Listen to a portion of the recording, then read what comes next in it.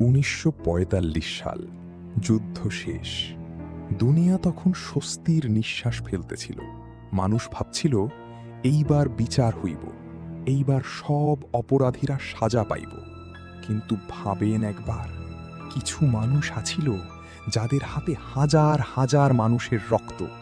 জীবন্ত মানুষকে কাইটা পরীক্ষা করছে, শীতের মধ্যে মানুষকে বরফে জমাইয়া দেখছে কতক্ষণে মরে। শিশু, নারী, বৃদ্ধ, কেউ বাদ যায় নাই। এই মানুষগুলার নাম আছিল ডাক্তার। কিন্তু আসল ভয়টা আছিল অন্য জায়গায়। এরা বিচার পায় নাই, ফাঁসি হয় নাই, জেলও না, বরং আমেরিকা এদের বুকে টাইনা নিছিল, গোপনে, রাতের আঁধারে।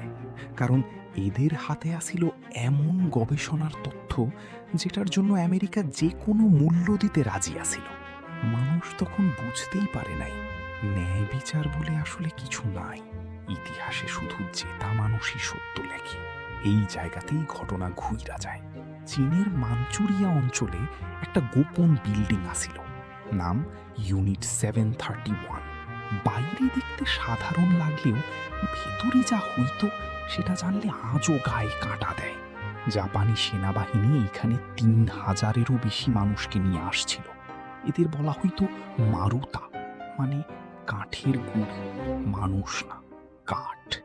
এই মানুষগুলার কেউ জীবিত ফিরা যায় নাই। কেউ তখন আন্দাজও করতে পারে নাই এই অপরাধীর সাজা কোনোদিন হইব না। যুদ্ধ শেষে জেনারেল শিরো ইশি, ইউনিট 731-এর প্রধান, আমেরিকার সাথে গোপন চুক্তি করছিল।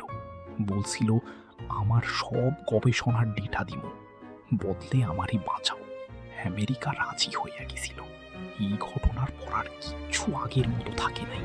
ন্যায় বিচারের যে স্বপ্ন মানুষ দেখছিল, সেটা ওই দিনই মারা গেছিল, চুপচাপ, কোনো শব্দ ছাড়া। আর দুনিয়া জানতে পারছিল আরো ৫০ বছর পরে, যখন আর কিচ্ছু করার আসিল